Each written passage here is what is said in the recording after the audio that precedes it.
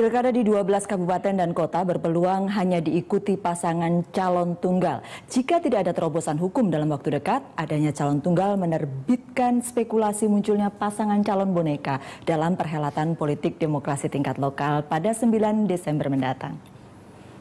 Dan pemirsa, untuk membahasnya kami telah menghadirkan anggota Komisi Pemilihan Umum Arief Budiman, lalu ada politisi senior dari Golkar Yoris Raweyai, dan hadir pula Don Bosco Selamun, pemimpin redaksi Berita Satu News Channel, dan Bambang Harimurti, wartawan senior dari Tempo. Bapak-bapak, terima kasih sudah hadir di The Headline.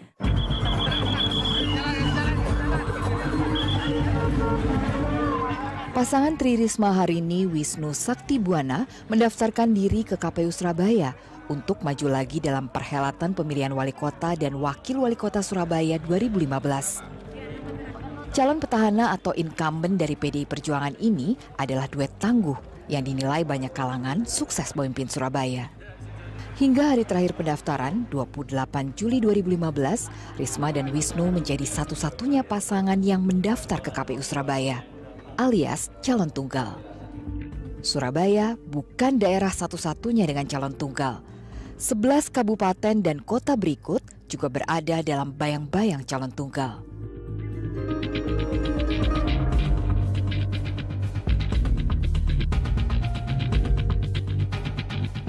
Bahkan di Bolaang Mongondo Timur, Sulawesi Utara, belum ada pasangan calon yang mendaftar.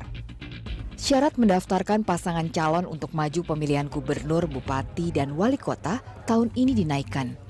Dulu, parpol atau gabungan parpol cukup menghimpun 15% kursi DPRD. Sekarang parpol atau gabungan parpol harus mengumpulkan 20% kursi DPRD atau 25% suara sah yang diperoleh di pemilu 2014. Merebaknya calon tunggal membuat sebagian kalangan mempertanyakan kerja parpol. Kemana saja parpol selama ini? Padahal menurut almarhumah Miriam Budiarjo dalam Dasar-Dasar Ilmu Politik yang menjadi buku babon mahasiswa Visipol, salah satu fungsi parpol adalah rekrutmen politik, alias menyiapkan calon-calon pemimpin. Lantas apa yang akan dilakukan KPU selaku penyelenggara pilkada serentak? Apa pula langkah yang harus diambil pemerintah untuk memecah kebuntuan sekitar calon tunggal? Ada 12 calon tunggal gitu ya, Mas Arief ya, dan satu daerah di Kabupaten Bolaang Mongondo Timur malah tidak ada calon. Saya tadinya pikir banyak orang pengen jadi kepala daerah, ternyata tidak, Bang Dut. Makanya ini dianggap sebagai fenomena yang agak ganjil sebetulnya di situasi seperti sekarang. Kita tidak tahu seperti apa dulu pemikiran pembuat undang-undang. Apakah waktu mereka buat itu banyak sekali orang yang mau menjadi calon, lalu tiba-tiba ada fakta seperti ini, akhirnya tidak terjangkau oleh undang-undang. Lalu itu yang saya bilang bahwa ini fenomenanya agak ganjil. Tapi itulah politik kita. Kalau lihat perkembangannya, mungkin bagian yang normal dari perkembangan ini, tapi lucu-lucu kalau lihat begini, kok tiba-tiba bisa begini tuh. Ada juga yang akhirnya tidak kemudian seperti judulnya, timbullah calon boneka yang kemudian maharnya itu, tahu gak Nung? Kita untuk menang itu sering mahar untuk tiket untuk masuk, tapi juga ada bayar tiket untuk kalah. Bayangkan. Mendapat bayaran untuk kalah gitu. Iya, dapat bayaran untuk kalah. Tapi kebayang nggak untuk perkembangan politik yang seperti ini, Mas Bambang? Ya, saya kira kan ini nggak baru ya, udah pernah terjadi di Jogja dulu, dan juga bahkan di Orde Baru itu malah sehari-hari kan.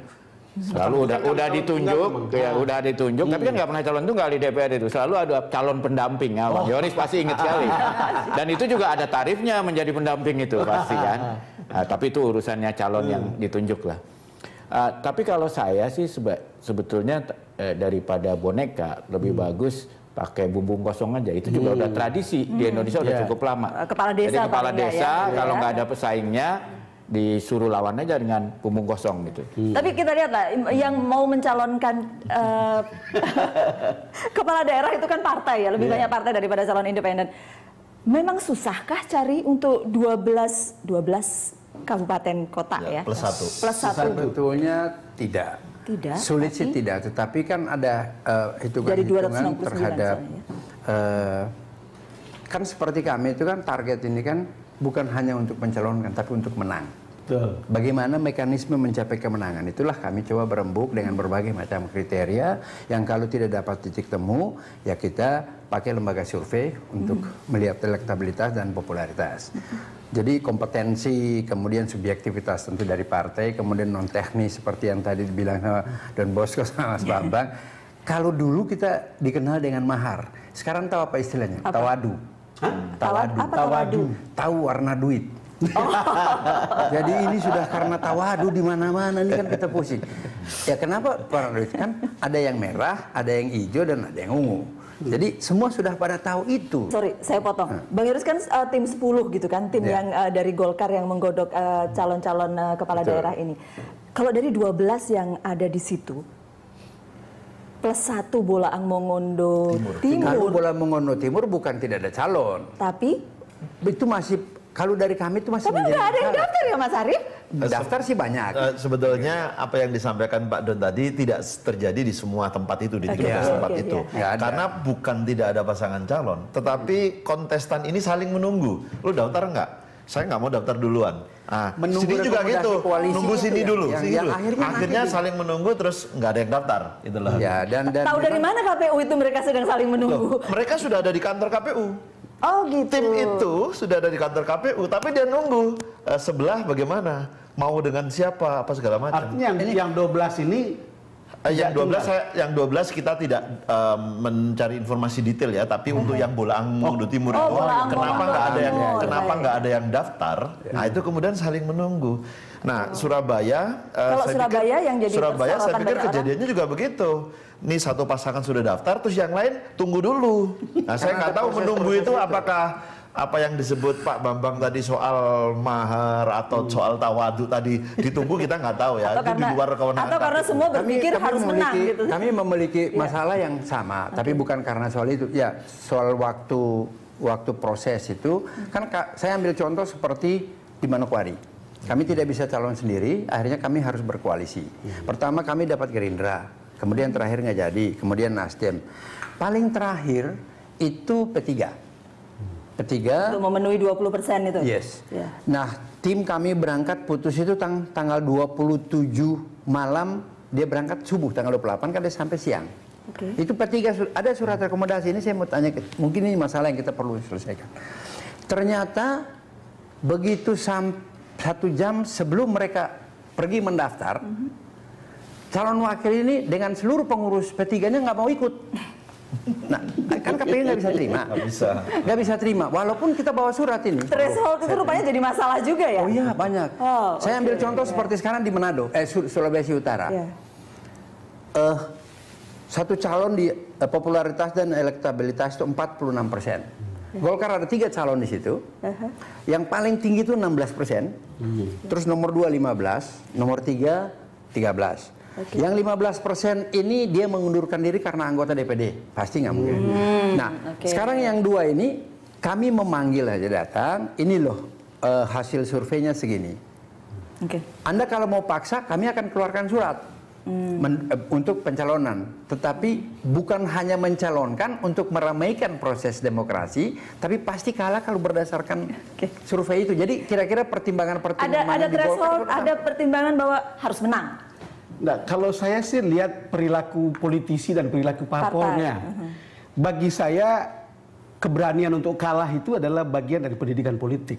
Jadi kalau surveinya mengatakan 25 dengan 15, kalau saya dapat 15, saya mengandaikan parpolnya harus berani mencalonkan. Tentu problemnya adalah soal koalisi untuk sampai pada pemenuhan syarat kan. 15% itu. Yang ingin saya katakan sebetulnya kan ada juga orang tidak mau maju karena sudah tahu lawannya pasti menang. Bagi saya adalah sebuah kesalahan dalam proses pendidikan politik kita. Ya orang harus fight untuk meraih kemenangan. Kalau misalnya mau bikin PP pemerintah, saya ada 2 usulan sih. Yang pertama ya kalau nggak ada calon itu harus dilawan dengan kalau ada perpu. Itu pakai bumbung kosong aja. Dan kemudian kita belajar dari calon yang ada. Misalnya kalau dia di atas 30%, oke lah dia boleh menang. Tapi kalau di bawah itu kan seperti calon multiple.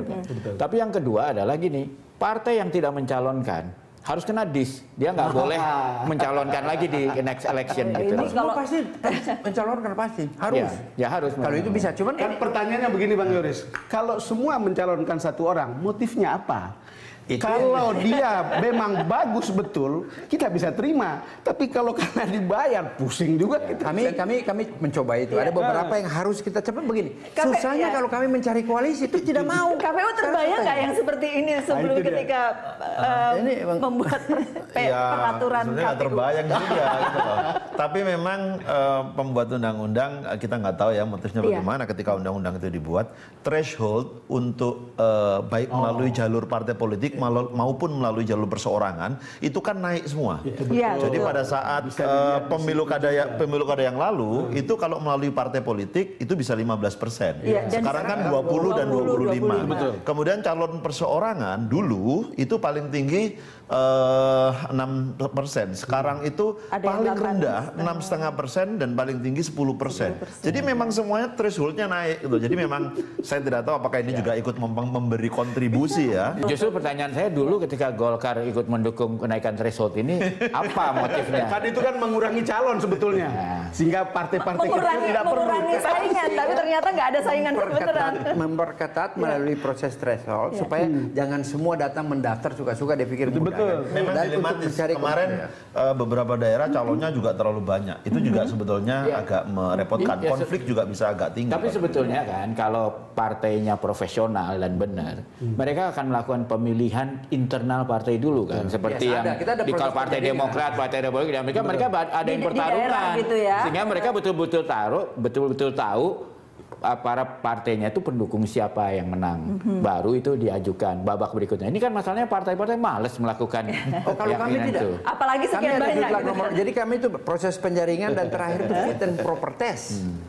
Untuk masing-masing calon ya. Fit and proper test itu kan pengurus partai yang milih partainya. Padahal kan ini harusnya dipilih oleh anggota partai itu dengan pemilu. Kami ada 3 tahapan sampai kepada fit and proper test, kemudian ini dibawa ke pusat, baru ada tim pilkada. Untuk beberapa partai sih bagus ya. Kita lanjutkan sehabis jeda ya. Kami akan kembali setelah jeda berikut.